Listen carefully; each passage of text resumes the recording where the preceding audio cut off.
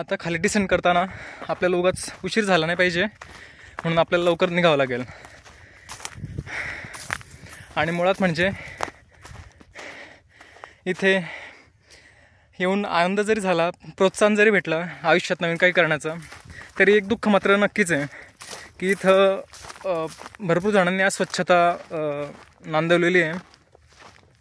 आणि मुळात ज्या मावळ्यांनी आपलं रक्त खर्ची घालून ह्या गडकिल्ल्यांना आसरा दिला, यांना जोपासलं, यांना वाचवलं शत्रूपासून गनिमी काव्याने, तर त्यांनीसुद्धा स्वतःचं नाव इथं कुठं कोरलं नाही.